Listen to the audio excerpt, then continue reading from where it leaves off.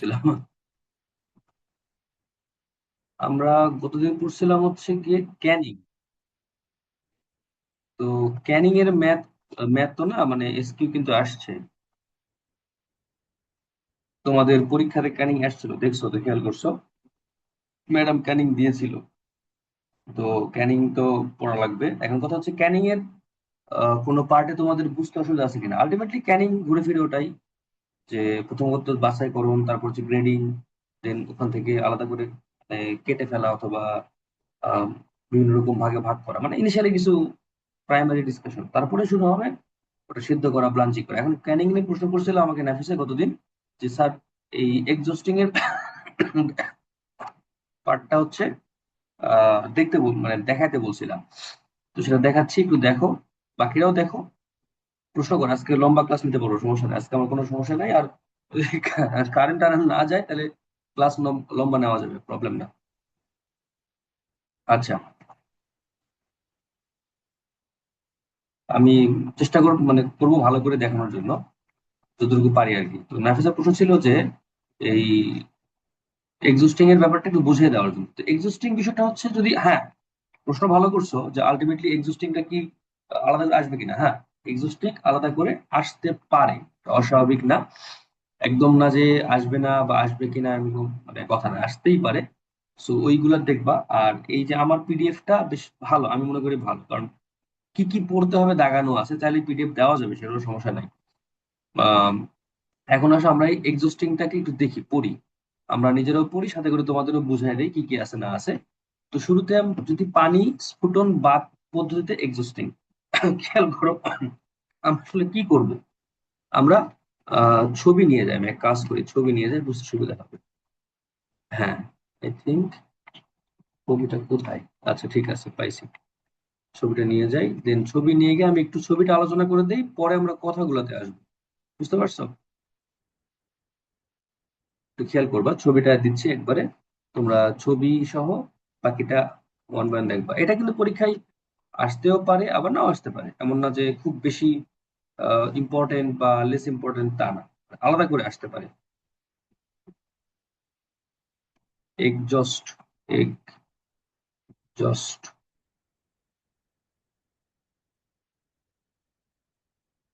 আচ্ছা বানানটা দেখে নিও, আমি ঠিক শিওর না, এরকম বানানটা কম বেশি হতে পারে।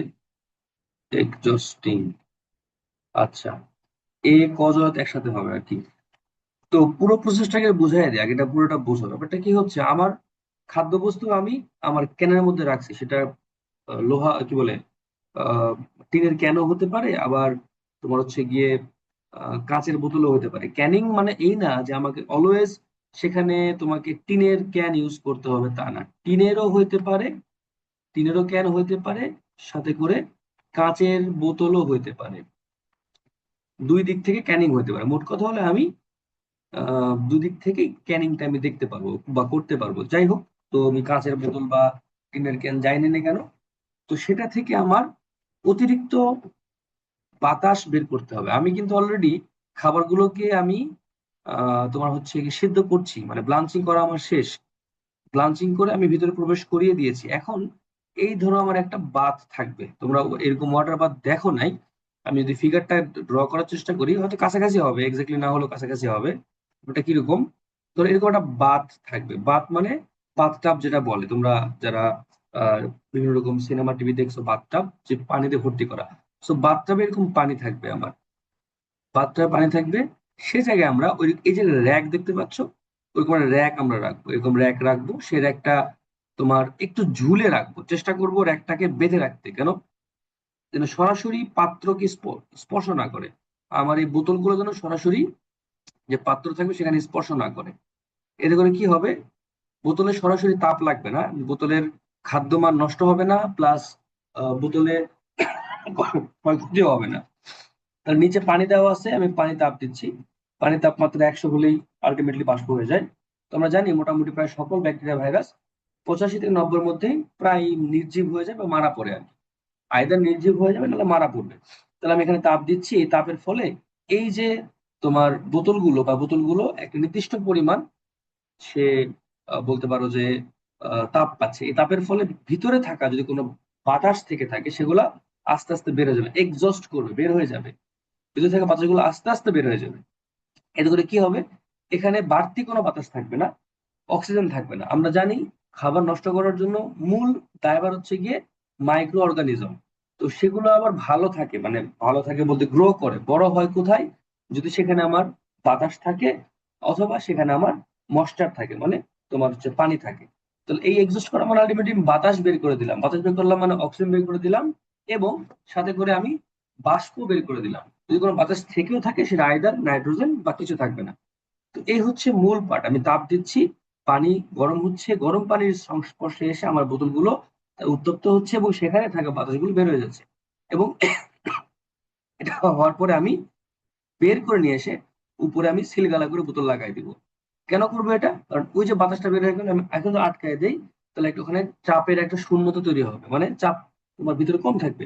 সো বাইরের বাতাসই বোতলের যে ঢাকনাগুলোকে আমার সিলগালা করে দিবে, এবং ভিতরে কোনো বাতাস বা মশা না থাকায় ওই খাদ্যবস্তু লম্বা সময়, এটাই লম্বা সময় 1 2 3 বছর ভালো থাকতে পারে। এটা হলো পানি স্ফুটন। আর যদি প্রেসার কুকিং বলি, আলটিমেটলি প্রেসার কুকার যেটা আছে ওই প্রেসার কুকারের মধ্যে আমি দিব, প্রেসার কুকারের মধ্যে দিব, সেখানেও একটু আমি নিচের দিকে সরাসরি স্পর্শ করাবো না। যদি খেয়াল করে দেখো, আমি লাল কালি করে দেই, এখানে সরাসরি কিন্তু তারা প্রেসার কুকারে রাখে নাই, নিচে একটা হ্যান্ড মানে জার বা প্ল্যাটফর্ম রাখছে, যেন কি হয়, সরাসরি স্পর্শ না করে। করলে কি হবে, সরাসরি স্পর্শ করলে আবার আগের মতো বোতল বলো বা টিনের ক্যান বলো, সেটাতে ক্ষতি হওয়ার সম্ভাবনা আছে, নষ্ট হতে পারে, খাবারে তাপ লাগতে পারে। সেটা করা যাবে না, কারণ আমি অলরেডি খাবার মানে খাবারটাকে আমি তোমার ওই ব্লাঞ্চিং করে সিদ্ধ করে ফেলছি। সো বাড়তি তাপ দরকার নেই। আমার কাজ হচ্ছে ভিতর থেকে বাতাসগুলোকে বের করে দেওয়া। তো আমি পানি স্ফুটন দিয়ে যেভাবে করছি, এখানে চাপ দিয়েও বা ওই চাপের যে ব্যাপারটা, মানে আমি জানি প্রেসার কুকারে কি হয়, অল্প তাপ দিলে চাপের একটা মানে তোমার আহ অনেক বেশি চাপ তৈরি হয়। ফলে কি হয়, ভিতরে থাকা যে কোনো গ্যাস বের হয়ে যাওয়ার চেষ্টা করে। ওই ক্ষেত্রে এই ভিতরে থাকা গ্যাসগুলো বের হতে চেষ্টা করবে, এবং এটা হওয়ার পরে প্রায় সঙ্গে সঙ্গে আমি এদেরকে বের করে নিয়ে এসে আমি বোতলে মুখ লাগাই ফেলবো। আর বাইরের চাপের কারণে বোতলের মুখগুলো সহজে লেগে যাবে।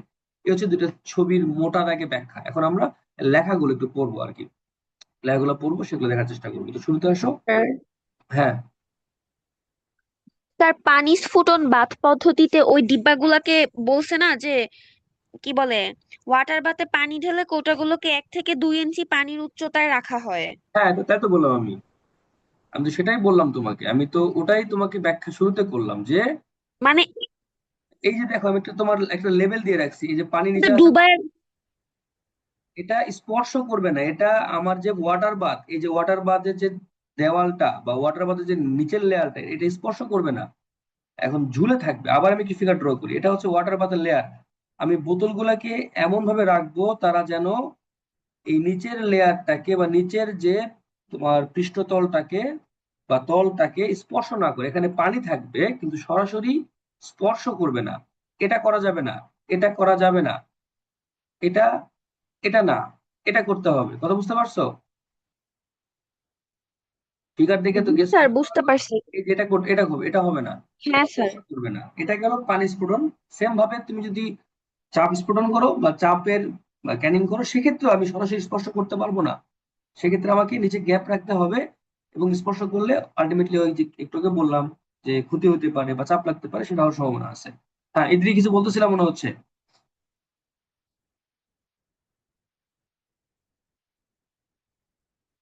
এদিকে আমাকে ডাক দিয়েছো? না, বলি নাই।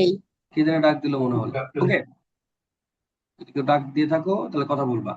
দেখো, এখানে মোটা দাগে কথাগুলো বলা আছে যে মানে পানি স্ফুটন করতে আমি যে কোনো সবজি বা তোমার মনে করো যে কিছু কোনো কোনো কোনো ক্ষেত্রে ফলমূল রাখতে পারি আর কি। তো টমেটো, বিভিন্ন টক জাতীয় ফল, লবণ মশলা, কিছু সবজি সব করা হয়। এসব টক ফলের পিএইচ 4.6 এর কম হয়ে থাকে। তো এক্ষেত্রে আমি ব্যবহার করি কি, সাইট্রিক অ্যাসিড ব্যবহার করি বা লেমন জুস ব্যবহার করি। এতে করে অম্ল পরিবেশে বিপজ্জনক ক্লস্ট্রিডিয়াম বুটুলিনাম স্ফুট বিনষ্ট হয় বলে এতে টক্সিন উৎপন্ন হয় না। মানে এখানে যে আমার ব্যাকটেরিয়া একটা আছে, যেটা আমরা কলোনার ব্যাকটেরিয়া মনে বলা হয়, এটা কোন ব্যাকটেরিয়া, এটা আসলে কোন ব্যাকটেরিয়া? ক্লস্ট্রিডিয়াম বুটুলিনাম কলোনার নাকি ডায়রিয়া না কিসের, তোমরা ভালো বলতে পারবা। এটা কিসের ব্যাকটেরিয়া?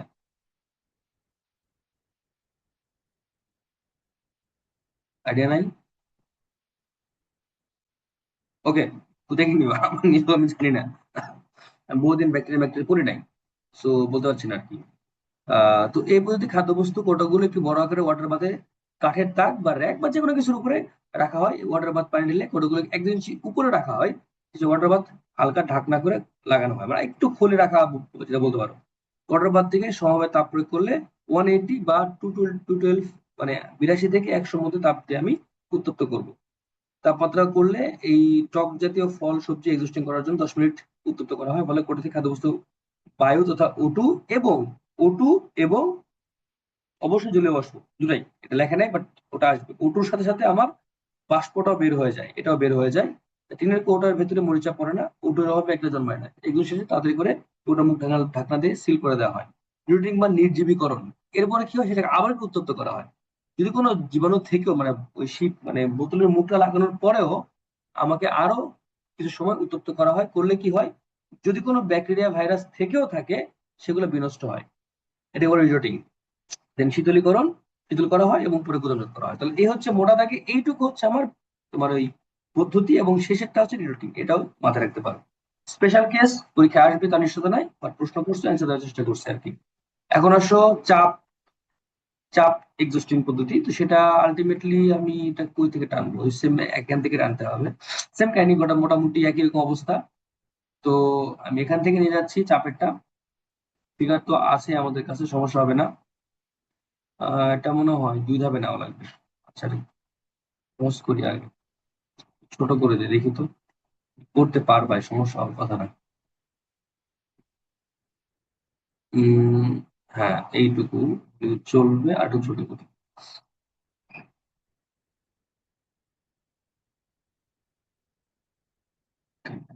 একটু বড় পরে বড় করে দেবো, সমস্যা নাই, তো ভয় পেও না আর কি।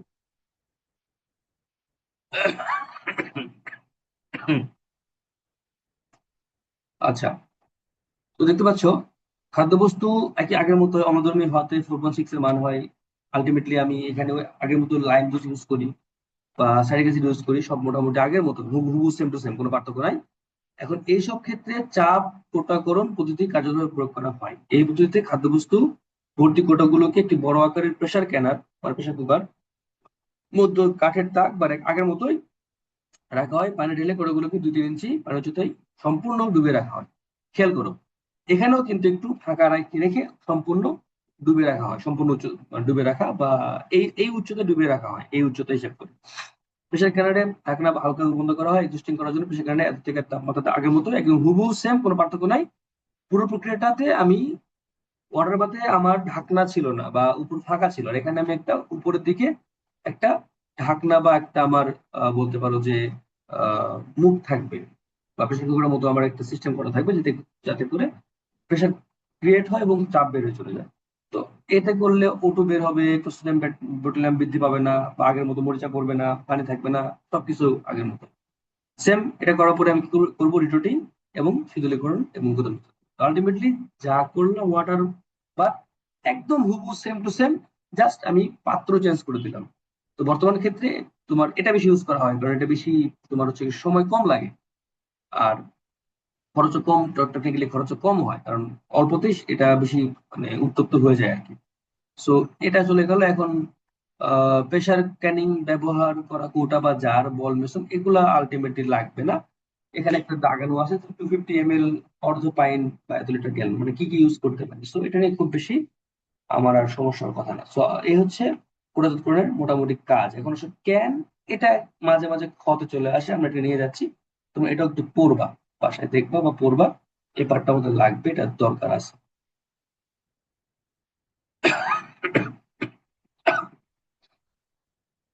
দেখো, 1964 সালে সর্বপ্রথম আমেরিকায় ফুড ক্যানিং এর জন্য লোহা ধাতু থেকে তৈরি ক্যান ব্যবহার করা হয়। 1972 সালে টিনের পাত থেকে ফুড ক্যানিং এর উন্নত ক্যান তৈরি করা হয়। বর্তমানে 1 পিস ও 2 পিস নামে বিভিন্ন আকারের ধাতব ক্যান ব্যবহার করা হয়। এর বাইরে আবার বলি, এর বাইরে বোতলেও কিন্তু করা হয়, ক্যানিং বোতলেও করা হয়। সো ওটা জাস্ট এমন না যে শুধু কাঁচের মানে টিনের ক্যানে করা হয়, কাঁচের বোতলেও করা হয়। ফুড লেকার, এটা ইম্পর্টেন্ট। ফুড লেকার হলো ফুড ক্যানিং কাজে ব্যবহৃত ধাতব ক্যানের ভেতরে প্রলেপ দেওয়ার জন্য উপযুক্ত প্রাকৃতিক অথবা কৃত্রিমভাবে তৈরি করা ফেনোলিক, ইপক্সি অথবা ভিনাইল রেজিনের একটি দ্রবণ। তার মানে এটা একটা অর্গানিক দ্রবণ, যার মধ্যে থাকতে পারে ফেনোলিক, ইপক্সি অথবা ভিনাইল রেজিন। এর মূল কাজটা হচ্ছে আমার টিনের সাথে খাদ্য বস্তুর সংস্পর্শ না হয়, কারণ খাদ্যবস্তু যদি আমি ভালো রাখতে চাই, অবশ্যই আমার পরিবেশটা ভালো হইতে হবে। এখন যদি কোনোভাবে খাদ্যবস্তু টিনের ক্যানের গায়ে লেগে যায়, তাহলে খাদ্যবস্তুর মধ্যে টক্সিসিটি তৈরি হতে পারে। খাদ্য টিনের ক্যানে মরিচ তৈরি করতে পারে, বা টিনের ক্যানের একটা ফ্লেভার থাকতে পারে। সবকিছু মিলে আমি ওগুলোকে প্রোটেক্ট করার জন্য আমি ফুড লেকার ইউজ করি। এই ফুড লেকারের কাজ হচ্ছে কি আমার টিনের ক্যান থেকে খাবারটাকে দূরে রাখা। সহজ। আচ্ছা, এরপরে বাকিগুলো আমরা গতদিন আলোচনা করছিলাম যে ক্যানিং কি করবা। তো আবার বলি, দেশি ফল একটা করবা, তারপর সবজি করবে একটা, আর মাছ মাংস করবে একটা। একটি মাছ মাংস সেম, কোনো পার্থক্য নাই। সো এটা অবশ্যই করে রাখবা, লাগলে যে কোনো গাইড বুক ফলো করতে পারো। একটা সবজি করলে বাকি সবগুলোই পারবা, একটা ফল করলে বাকি সবগুলোই পারবা। মাছ মাংসের ক্ষেত্রে একটা মাছ অথবা মাংস যেটাই করো না কেন, সবগুলাই পারবা। সো আমার মনে হয় তোমাদের এই ক্যানিং নিয়ে কি কি পড়তে হবে তার একটা আলোচনা আমরা এখানে করতে পেরেছি বা করেছি। আই থিঙ্ক তোমরা বুঝতে পেরেছো। কোনো প্রশ্ন করতে পারো? প্রশ্ন আছে কোনো?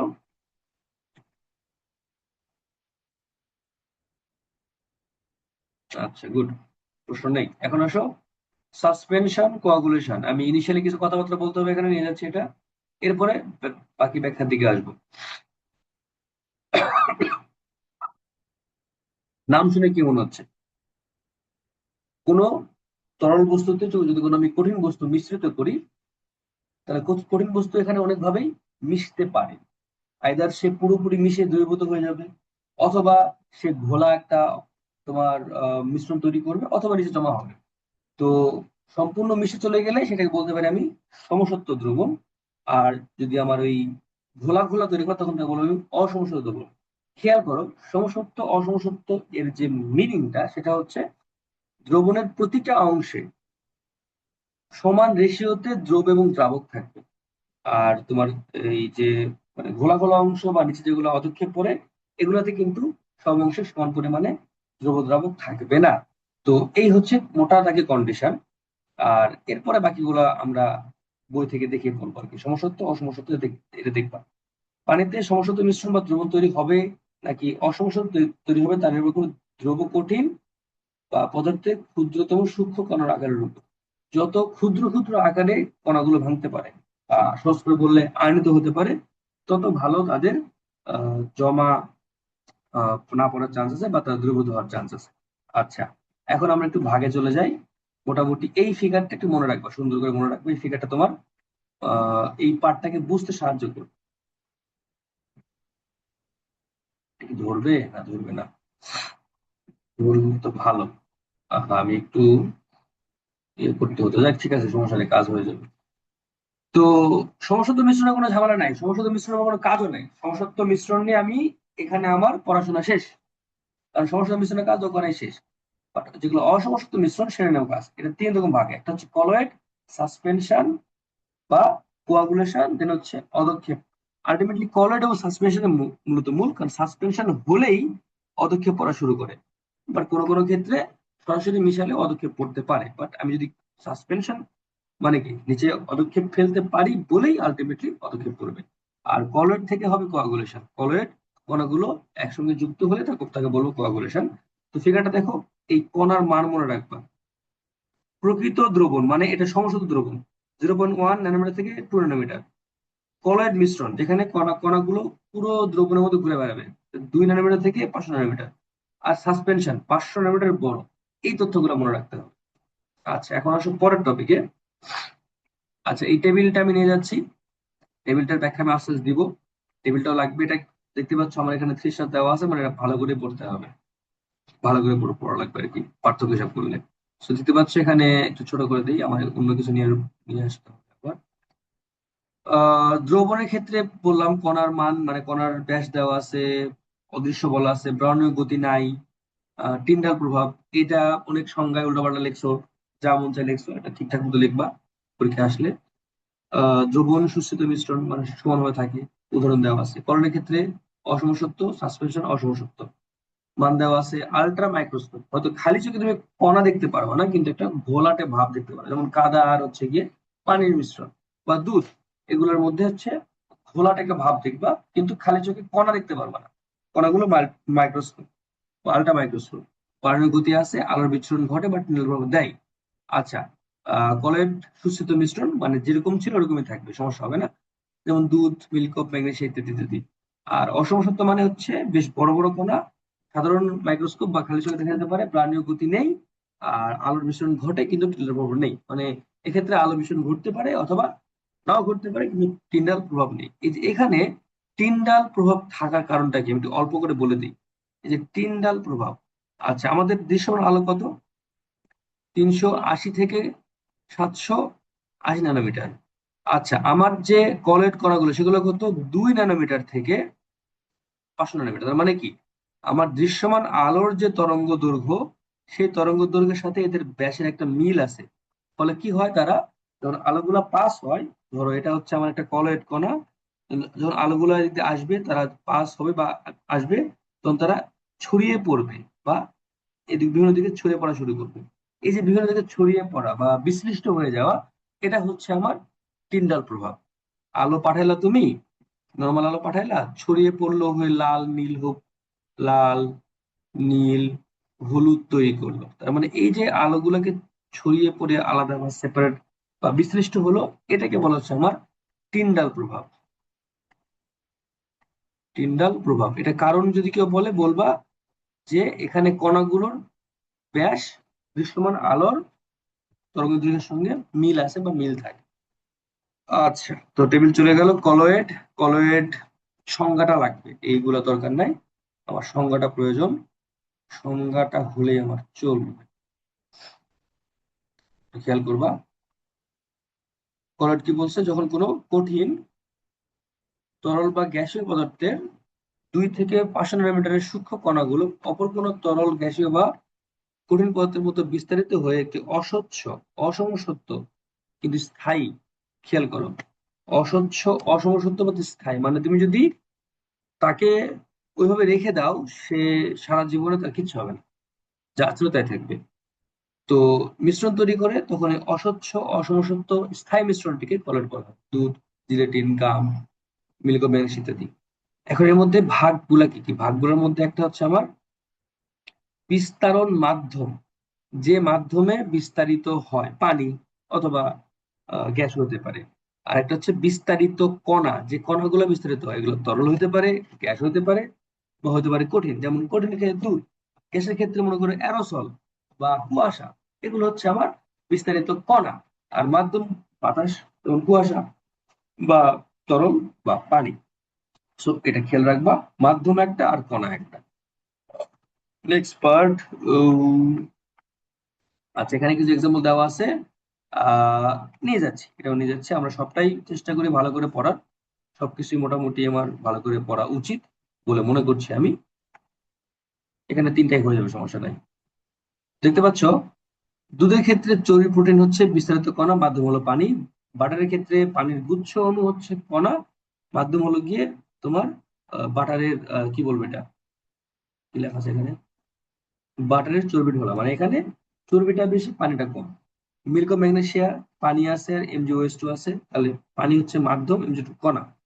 মিল্ক অফ লাইম একই অবস্থা। এই হলো মোটামুটি এক্সাম্পল। এখন সব ব্রাউনীয় গতি, টিন্ডাল গতি। আচ্ছা একটু বলে দেই ব্রাউনীয় গতি নিয়ে।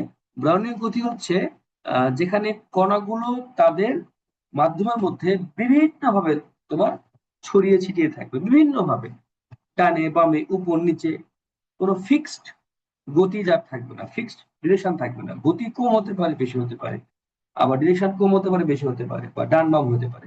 এই সম্পূর্ণ বিষয়কে বলা হয় ব্রাউনীয় গতি। এটা বিজ্ঞানী রবার্ট ব্রাউন আহ কত জানি সালে এটা করছিল। উনি পানির মধ্যে পোলেন কণা, মানে যেগুলো পরাগ রেণুগুলি, ওগুলো ছেড়ে দেখছিল যে কণাগুলো বিভিন্ন দিকে মানে ছড়িয়ে পড়ছে বা দৌড়াদৌড়ি করছে। তো তার নামে নাম দেওয়া হয় ব্রাউনীয় গতি। তো আমরা ব্রাউনীয় গতির পাঠটাকে নিয়ে যাচ্ছি ফিগার সহকারে, যেটা আমরা একটু ব্যাখ্যা করবো। ব্রাউনীয় গতির সংজ্ঞা পড়বা, বাড়তি কিছু লাগবে না, এখান থেকে সংজ্ঞাটাই পড়বা। আমি পাশে লিখে রাখি, পাশে মনে করে আমি একটু লিখে রাখি সংজ্ঞা বা ক বা খ। এটা পড়লে ক অথবা খতে পড়বো, অন্য কিছুতে পড়ার দরকার নাই। আচ্ছা, তো দেখো কি হচ্ছে। এটা হচ্ছে আমার কলয়েড কণা, এটা আমার কলয়েড কণা। বিস্তারণ মাধ্যমের কণা মানে পানির কণা। পানির কণাগুলো ধাক্কা দিচ্ছে, খুবই স্বাভাবিক।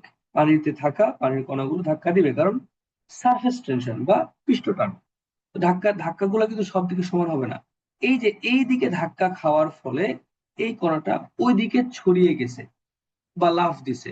যদি এমন হয় এই কণাতে ধাক্কাগুলো এদিক থেকে বেশি লাগবে, এদিকে কম লাগবে, এদিক কম লাগবে, তাহলে এই ধাক্কার কারণে কণাগুলো এই দিকে চলে আসবে। তো একইভাবে উল্টা দিক হইলে আরেক দিকে। তাহলে তোমার বিস্তরণ যে মাধ্যম পানি, সেখানকার থাকা কণাগুলো যখন বিভিন্ন ভাবে বিভিন্ন দিকে ধাক্কা দিবে, তখন এদের গতিগুলো বিভিন্ন দিকে হবে। এই যে খেয়াল করো, এখান থেকে ওখানে গেছে মানে কি ধাক্কার এদিক বেশি আসছে, পরে ধাক্কা এদিক বেশি আসছে চলে গেছে, ধাক্কা এদিক বেশি এদিক চলে আসছে, ফলে সমান্তরাল একটা জিগজ্যাগ প্যাটার্ন তৈরি করছে। কিন্তু ড্র করো, এটাও ব্রাউনীয় গতি, এটাও ব্রাউনীয় গতি। যদি আমারটা মানে এটা একটু স্ট্রেট লাইন হবে, আমি গোলা গোলা করে ফেলছি। আচ্ছা আমি একটু ভালো করে ড্র করি। এটা, এটা, এটা, এটা, এটা, এটা এরকম। সো এদিক গেল, ওদিক গেল, এদিক গেল, দেন হচ্ছে কি এদিক গেল, এদিক গেল, এদিক আসলো। সো ব্রাউনীয় গতি এরকম হয়ে থাকে আর কি। আচ্ছা, তাৎপর্য দেওয়া আছে। তাৎপর্য হচ্ছে যদি ব্রাউনীয় গতি থাকে তাহলে আমার ওই কলয়েডটা স্থায়ী হবে। একদম সহজ কথা। মানে কি, মানে কণাগুলোকে সে সুস্থিত হতে দিচ্ছে না। কণাগুলো সুস্থিত হয়ে নিচে জমা পড়বে বা সাসপেনশন হবে, হতে পারছে না। কেন? কণাগুলো প্রতিনিয়ত প্রতিনিয়ত তাদের পারিপার্শ্বিক বিভিন্ন মাধ্যম বা বিস্তারণ কণাগুলো ধাক্কায় তারা লাফালাফি বা ছোটাছুটি করছে, ফলে তারা সুস্থ হতে না পারার কারণে সাসপেনশন পড়বে না, ফলে আমার যে কলয়েডটা স্থায়ী হবে। সহজ কথা, একদম সহজ করে বললে, কলেট অবস্থান স্থায়িত্ব প্রদানে ভূমিকা রয়েছে ব্রাউনীয় গতি গ্যাসের তৈরত্বের গ্যাস অনুসারে প্রমাণ। সো এই হচ্ছে ব্রাউনীয় গতির মূল কাজ। আমার এই অংশটা, এটা কিন্তু অধ্যায় 1 সেকেন্ড পেপারের জন্য। আমার মূল ফোকাস থাকবে এখানে। যদি বলে কেন গুরুত্বপূর্ণ, বলবা কলেট স্থায়ী হয়। আচ্ছা, এখন আসলে টিন্ডাল গতি বা টিন্ডাল প্রভাব। সো আগে টিন্ডাল প্রভাবের সংজ্ঞাটা দেখে নেই আমরা, এরপরে আমরা প্রভাব নিয়ে কথাবার্তা বলবো না। আরে আচ্ছা, সমস্যা দেখা যাবে। কোন বস্তু কণার আকার আপতিত আলোকরশ্মির আকারের অর্ধেক অপেক্ষা বড় হলে ওই বস্তু কণা আলোকরশ্মি বিচ্যুত করতে পারে। এর ছোট হলে পারে না। মানে ধরো অর্ধেকের বড় হইতে হবে, মানে মনে করি 300 400 500 এরকম হতে হবে, এর ছোট হলে পারবে না। তো বড় হলে আলোর কণা বিচলন করতে পারে। আর আলোর কণার যে বিচলন হওয়ার যে তোমার প্রক্রিয়াটা বা বিচলনের যে ক্ষমতা বা ঘটনা, তাকে বলা হচ্ছে টিন্ডাল ইফেক্ট।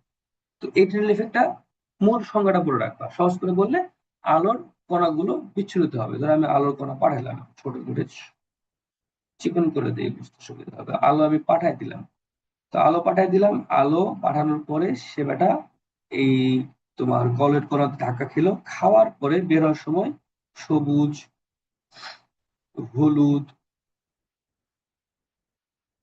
লাল অথবা নীল, নীল এরকম রঙে আলাদা হয়ে যাওয়া শুরু করলো। এই ঘটনাকে বলছি আমি টিন্ডাল ইফেক্ট। সো এটা দেখে রাখতে হবে। এটা আমার ক বা খ দুই থেকে আসতে পারে, ক অথবা খ দুই থেকে আসতে পারে, অন্য ক হতে আসবে না, মোটামুটি শিওর ক হতে আসবে না। আচ্ছা, ব্যবহার, ব্যবহারটা দেখো, ব্যবহারটা চুজটা দেওয়া আছে, মানে অবশ্যই ইম্পর্টেন্ট, কাজে লাগবে। আর ইয়েস। স্যার আমাদের ওই যে টিন্ডাল প্রভাবের নিচে একটা সহজ সংজ্ঞা দেওয়া হয়েছে, কলওয়েড কণাসমূহ দ্বারা দৃশ্যমান আলোর বিচ্ছুরণ ধর্মকে টিন্ডাল প্রভাব বলে। হ্যাঁ তারপরে অবশ্যই। আবার নিচে ব্যাখ্যাতে অনেক বড় করে দিয়ে মাঝখানে আবার দিছে এটিকে টিন্ডাল প্রভাব বলে। কোন দরকার নাই, সংজ্ঞাটা দরকার নাই, অ্যাপ্রোপ্রিয়েট? দরকার নাই, ছোটটাই হবে, আচ্ছা। ছোটটাই হবে, সমস্যা নাই। হ্যাঁ দেখো, প্রভাব স্পর্শ পদ্ধতিতে সালফিউরিক অ্যাসিডের উৎপাদনে ব্যবহৃত SO2 O2 গ্যাস মিশ্রণে ধূলিকণার উপস্থিতি, যা পদ্ধতিতে ব্যবহৃত মূল্যবান প্রভাবক V2O5 বা P2 কে নষ্ট করে দিতে পারে। এগুলো শনাক্ত করার জন্য টিন্ডাল ব্যবহৃত করা হয়। তার মানে কি, আমি যদি ওই পরিবেশে, স্পর্শ পদ্ধতির পরিবেশে আমি যদি আলো পাস করে দেই, যে আলোগুলো বিচ্ছুরিত হয়, তাহলে বুঝতে হবে এখানে সূক্ষ্ম কণা আছে, সেগুলো আমার দূর করতে হবে। না করলে কি হবে, ভ্যানাডিয়াম পেন্টঅক্সাইড অথবা প্লাটিনামের প্রবণ ক্ষমতা নষ্ট করতে পারে। টেলর প্রভাব দ্বারা একই বর্ণের একটি কলের মিশ্রণ ও প্রকৃত দ্রবণের মধ্যে পার্থক্য করা যায়। আমি কলের মিশ্রণের মধ্যে আলটিমেটলি একাধিক অন্য কোনো উপাদান আছে কিনা আমি আলাদা করতে পারবো। সর্বপ্রথম বিজ্ঞানী জিগমন্ডি এটা করেন, এর মাধ্যমে তিনি আল্ট্রা মাইক্রোস্কোপ আবিষ্কার করেন আর কি। তো বলতে পারো যে এর মাধ্যমে আমি মাইক্রোস্কোপ আবিষ্কার করেছিলাম। এটা পড়বা এমসিকিউ এর জন্য, অথবা এমসিকিউ এর জন্য পড়বা, আলটিমেটলি অন্য কোনো কাজে লাগবে না, এটা খুব একটা বললাম না। আচ্ছা, কলয়েড চলে গেল, আমার কলয়েডের কাজ মোটামুটি শেষ। এখন আসো কোয়াগুলেশন।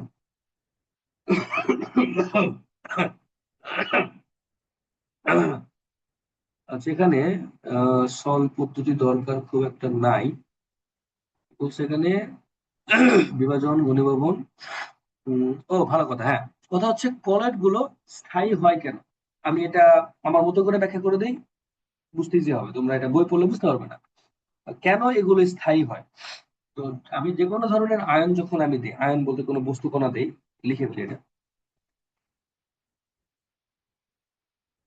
কলয়েড স্থায়ী হয় কেন? এক হচ্ছে গিয়ে ব্রাউনীয় গতি, ব্রাউনীয় গতি।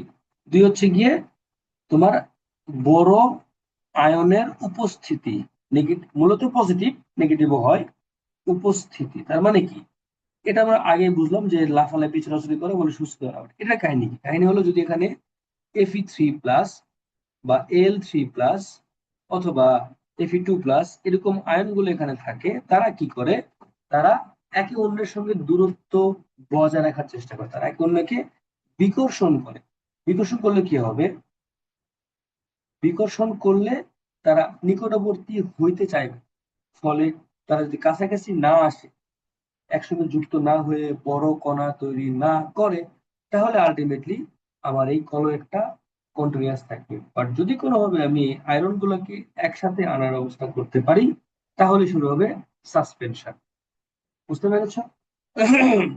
আচ্ছা, সেখানে স্যার ওই যে কি একটা বিকর্ষণ লেখা ওইটা? এই যে কণাগুলো একে অন্যকে বিকর্ষণ করে, প্লাস ধরো Fe3+, অন্য একটা Fe3+ যদি আশেপাশে আসে, কি করবে সে? স্যার বিকর্ষণ করবে। এই বিকর্ষণের ফলে কণাগুলো বড় হয় না, একটা নির্দিষ্ট ডিস্টেন্স মেনটেন করে, এবং তাদের মধ্যে বিকর্ষণ বল কাজ করে বলে কাছে আসে আসে না, ফলে তারা একসাথে জমা হয় না। বা যদি মাঝখানে আমি কোনো নেগেটিভ আনতে পারি, তাহলে ঘটনা কি করবে, সেই ঘটনা হচ্ছে সাসপেনশন। দেখো, আচ্ছা, এগুলো একটু দেখে নিতে পারো, কোনো সমস্যা নাই। কলয়েডের স্থায়িত্ব নষ্ট হয় কেন? দ্রাবক আকর্ষী, দ্রাবক বিকর্ষী, এরকম দুই ক্ষেত্রে ভাগ করছে। দ্রাবক আকর্ষী কলয়েড যেমন স্টার্চ, সল, কাম, জিলেটিন, গরম পানি ঝাঁকিয়ে তৈরি করা যায়, অধিক স্থায়ী কলয়েড। আর বিকর্ষী হলে ফেরিক হাইড্রোক্সাইড, সল, গোল্ড, সল, প্লাটিনাম ইত্যাদি। এখন কথা হচ্ছে এটা কেন বিনষ্ট হয়। নাম্বার ওয়ান, কলয়েড কণার ব্রাউনীয় গতি, কলয়েড কণার সময় একই চার্জের উপস্থিতি, এটা হচ্ছে স্থায়িত্বের কারণ, একটু বললাম। আর যদি দ্রাবক আকর্ষী হয়, একই অবস্থা, ব্রাউনীয় গতি, কলয়েড কণার একই যে উপস্থিতি, কলয়েড কণার দ্রাবকায়ন। দ্রাবকায়ন মানে দ্রাবকের সঙ্গে যুক্ত হয়ে যাওয়ার সক্ষমতা। কারণ নিজের সঙ্গে যুক্ত যদি হয়, তাহলে বড় কণা তৈরি করবে, আর যদি দ্রাবকের সঙ্গে যুক্ত হয়, তাহলে বড় কণা তৈরি করবে না, ফলে তাদের স্থায়ী হয়ে থাকে। আচ্ছা, এখন আসো কোয়াগুলেশন। এগুলা হচ্ছে তোমার ওই দ্রাবকায়ন বা বিভিন্ন রকম চাপের সঙ্গে যুক্ত হয়ে থাকা। আমরা কোয়াগুলেশন দেখবো স্যার একটু পরে। একটা হ্যাঁ, লাইন আছে না, কলয়েড কণা সমূহে একই চার্জের উপস্থিতি হ্যাঁ, দ্রাবক বিকর্ষী কলয়েডের স্থায়িত্বের কারণ দুইটি। স্যার ওই ওই লাইনটা একটু যদি বলতেন। এটাতে কি বুঝতে পারলা? এটাতে কি মানে বুঝতে পারলা? একই চার্জের উপস্থিতি, ওই যে বললেন আপনি বিকর্ষণ হয়, মেবি ওইটার কথাই বলছেন। হ্যাঁ, এটাই বলা হচ্ছে, একই চার্জ থাকলে এরা একে অন্যকে বিকর্ষণ করে। সো এই জায়গায় সহজ কথা বলতে গেলে বিকর্ষণ করবে, যদি না মাঝখানে তোকে ঢুকাইতে পারি। কথা বুঝতে পারছো? হ্যাঁ স্যার, আবার বলছে কলয়েড কণা সমূহের দ্রাবকায়ন। দ্রাবকায়ন মানে, দ্রাবকায়ন মানে একটু তাহলে উপরে তুলি এটাকে। দ্রাবকায়ন মানে হচ্ছে এই যে আমার Fe3+ আছে, তার চারপাশে O- এসে ঘিরে ধরবে, ফলে তারা এই অংশগুলো পানির সঙ্গে যুক্ত হয়ে থাকবে, ফলে এর সাথে তার যে OH2 আয়ন সে যুক্ত হতে পারে না, ফলে তারা বলতে পারো যে নিচে জমা হবে না। যদি যদি এর সাথে আমার OH আয়ন যুক্ত হয়ে যেতে পারতো, তাহলে কি হতো, তাহলে উৎপন্ন করতো Fe, OH2 বা 3, যেটা একটা অদক্ষেপণ অবস্থা তৈরি করে, বা যদি যুক্ত হতে পারে না, মাঝখানে ওর ঘুরে বেড়ায়, এজন্য তারা এই আমার যে হাইড্রোক্সাইড আয়ন তার সঙ্গে যুক্ত হয় না, বলে তারা এখানে আর নিচে অদক্ষেপ করতে পারে না। আচ্ছা, এরপরে আমাদের পড়তে হবে দ্রাবকের কথা বলা আছে, দ্রাবক সংযোজন। এখন সব বিভাজনটা কলোয়েডের শ্রেণীভাগ করবা, এটা লাগবে, এটা আমার MCQ তে পরীক্ষায় প্রতিবার চলে আসে, প্রতি বছর চলে আসে, সেটা আমি তোমাদেরকে পড়তে বলবো। আচ্ছা, আমি একটু ছোট করে দিই আর একটু। স্যার আরেকটা কথা আছে। কি কথা আছে? স্যার ওই যে বলছে না যে ধাতুর হাইড্রোক্সাইড সল হলো ধনাত্মক চার্জ যুক্ত, এই এত চার্জ যুক্ত দেখা কেমনে গেস করবে যে কোনটা কিরকম চার্জ যুক্ত? ওরে খোদারে, ধাতু কোন চার্জ যুক্ত? ধাতুর স্যার যে আয়নটা কোন ধনাত্মক আয়ন? চার্জ যুক্ত। ওটাই তো বলছে, আবার পড়ো এখন, আরেকবার পড়ো। আবার বলছে যে ধাতব হাইড্রোক্সাইড সল ঋণাত্মক চার্জ যুক্ত। হাইড্রোক্সাইডের ওএসটা কোন চার্জ যুক্ত? সরি, ধাতব সালফাইড। হ্যাঁ, স্যার ধাতব সালফাইড সল। শোনো, আস্তে আস্তে কথা বুঝো। একটা কণার মধ্যে বা একটা অংশের মধ্যে তোমার হচ্ছে থাকতে পারে হাইড্রোক্সাইড অথবা সালফাইড, যাই থাক না কেন, ধাতুগুলো হচ্ছে ধনাত্মক, আর সালফাইড গুলো বা ওএস গুলো হচ্ছে ঋণাত্মক। দুই ভাবেই তারা কলয়েড তোমার অর্জন করতে পারে। আয়ন থাকবে, আয়নগুলো একে অন্যকে বিকর্ষণ করবে। সমধর্মী আয়ন ধাতব আয়নও হতে পারে, অথবা মাইনাস নেগেটিভ আয়নও হতে পারে। তারা একে অন্যকে বিকর্ষণ করে বলে তারা কাছাকাছি আসবে না, এবং এর ফলে কলয়েড গুলো স্থায়ী হবে। তুমি হাইড্রোক্সাইড বলো আর সালফাইড বলো, ধাতুগুলো ধনাত্মক আয়ন, অধাতুগুলো বা তোমার রেডিকেল গুলো ঋণাত্মক আয়ন। এইটা মনে রাখবা, কমপ্লেক্স চিন্তা করার দরকার নাই। কথা বুঝতে পারছো? জি স্যার। হ্যাঁ। তো দেখো, দ্রাবক বিকর্ষী কণাগুলো ধনাত্মক যে কোনো চার্জ হয়ে থাকতে পারে। আচ্ছা, এটা একটু পরে বলি, তোমার টাইম শেষ হয়ে যাচ্ছে, একটু পরে বলবো নি। শোনো, ঘটনা হচ্ছে দ্রাবক আকর্ষী, দ্রাবক বিকর্ষী।